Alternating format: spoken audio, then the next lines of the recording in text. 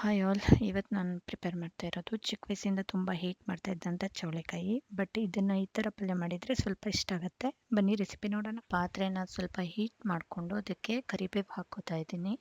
ಕರಿಬೇವನ್ನ ನಾನು ತೊಳೆದಿದ್ದೀನಿ. ಸ್ವಲ್ಪ ನೀರು ಅಂಶ ಇರೋದ್ರಿಂದ ಮೊದಲೇ ಹಾಕಿ ಸ್ವಲ್ಪ ಡ್ರೈ ಆದಮೇಲೆ ಆಮೇಲೆ ಆಯಿಲ್ ಹಾಕ್ಕೋತಾ ಇದ್ದೀನಿ. ನಾರ್ಮಲಾಗಿ ನಾನು ಬಳಸೋದು ಕೊಕೊನಟ್ ಆಯಿಲು, ಸೊ ಅದನ್ನೇ ಇಲ್ಲಿ ನಾನು ಯೂಸ್ ಮಾಡ್ತಾ ಇದ್ದೀನಿ.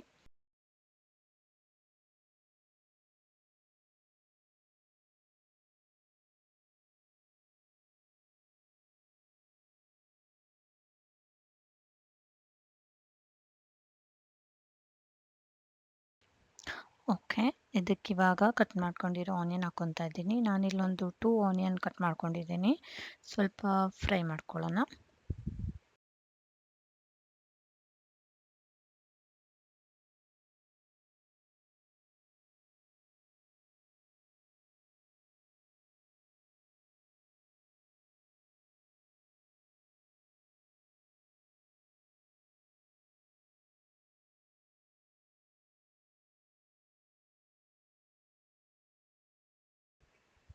ಇದಕ್ಕೆ ನಾನು ಆಲ್ರೆಡಿ ಕಟ್ ಮಾಡ್ಕೊಂಡಿರೋ ಬೆಳ್ಳುಳ್ಳಿ ಹಾಕ್ಕೊತೀನಿ. ಜಜ್ಜಿಟ್ಕೊಂಡಿಲ್ಲ, ಇದನ್ನು ಚಿಕ್ಕ ಚಿಕ್ಕದಾಗಿ ಕಟ್ ಮಾಡ್ಕೊಂಡಿದ್ದೀನಿ ಅಷ್ಟೇ. ಹಾಗೆ ಸ್ವಲ್ಪ ಫ್ರೈ ಮಾಡ್ಕೊತೀನಿ.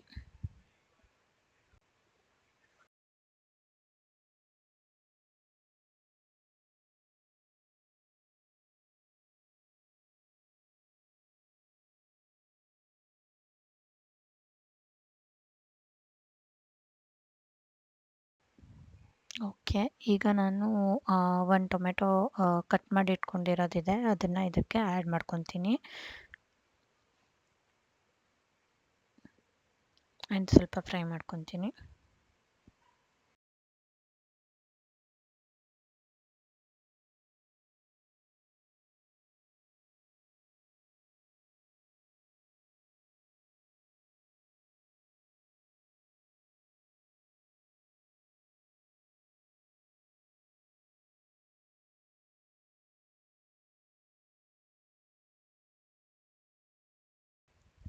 ಟೊಮೆಟೊ ಜಸ್ಟ್ ಫ್ರೈ ಆಗ್ತಾ ಇದೆ ಅಷ್ಟೇ. ಇದು ನೀಟಾಗಿ ಬೆಂದಿಲ್ಲ, ಬಟ್ ನಾನು ಚೌಳಿಕಾಯಿಗೆ ನೀರು ಹಾಕ್ಬಿಟ್ಟು ಬೇಯಿಸೋದ್ರಿಂದ ಆ ಟೈಮಲ್ಲಿ ಟೊಮೆಟೊ ಕೂಡ ಕಂಪ್ಲೀಟಾಗಿ ಬೇಯುತ್ತೆ.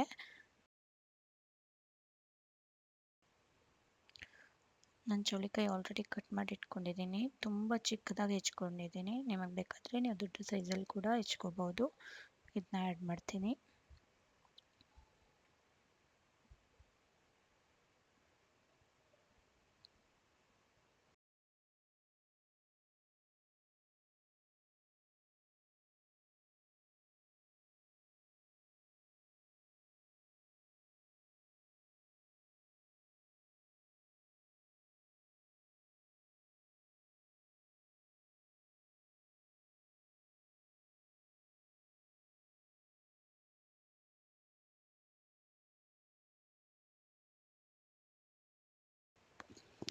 ಈಗ ಇದಕ್ಕೆ ಸ್ವಲ್ಪ ಉಪ್ಪು ಹಾಕ್ಕೊತೀನಿ.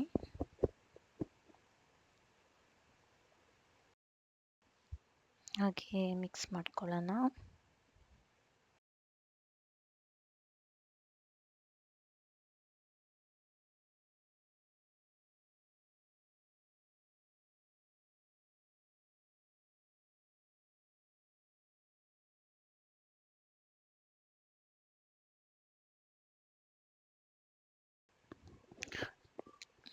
ಆಲ್ರೆಡಿ ತಳ ಇಟ್ಕೊತಾ ಇದೆ. ಇದು ಫ್ರೈ ಆಗಿದ್ದು ಸಾಕು. ನಾನು ಇದಕ್ಕೆ ಇವಾಗ ನೀರು ಹಾಕೋತೀನಿ.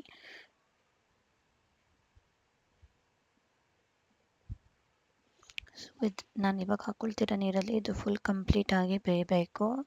ನಾನು ಸ್ವಲ್ಪ ಹೊತ್ತು ಬಿಟ್ಟು ಮತ್ತೆ ಚೆಕ್ ಮಾಡ್ತೀನಿ. ನೀರೇನಾದರೂ ಸಾಕಾಗಿಲ್ಲ ಅಂತ ಅನಿಸಿದ್ರೆ ಮತ್ತೆ ನೀರು ಆ್ಯಡ್ ಮಾಡ್ಕೋಬೋದು. ಓಕೆ, ಇದು ಆಲ್ಮೋಸ್ಟ್ ಬೆಂದಿದೆ.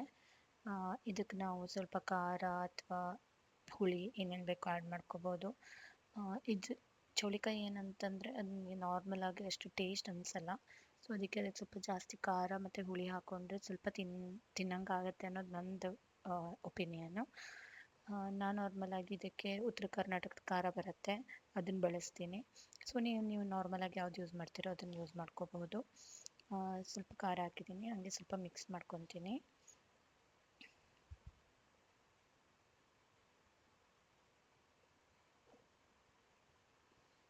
ಆ್ಯಂಡ್ ನಿಮಗೆ ಸ್ವಲ್ಪ ಹುಳಿ ಆದರೆ ಓಕೆ ಅಂತ ಅಂದರೆ ಸ್ವಲ್ಪ ಇದಕ್ಕೆ ಹುಣಸೆಹಣ್ಣು ಹಾಕ್ಕೋಬೋದು. ನಾನು ಚಿಕ್ಕ ಪೀಸ್ ಹಾಕ್ಕೊಂಡಿದ್ದೀನಿ ಅಷ್ಟೇ.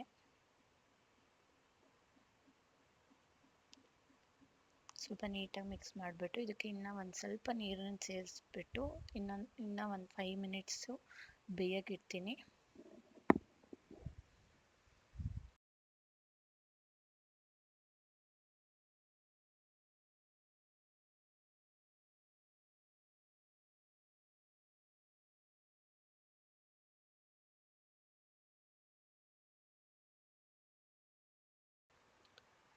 ಒಂದು 5 ಮಿನಿಟ್ಸ್ ಇದನ್ನ ಲಿಡ್ ಕ್ಲೋಸ್ ಮಾಡಿ ಬೇಯಿಸ್ಕೊಬಿಡೋಣ.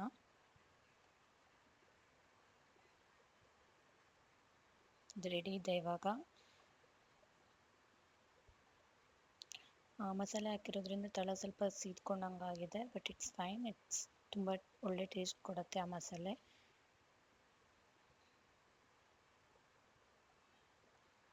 That's it. ಇದನ್ನು ನೀವು ಚಪಾತಿ ಯಾ ರೋಟಿ ಜೊತೆ ತಿನ್ಬೋದು. Thanks for watching.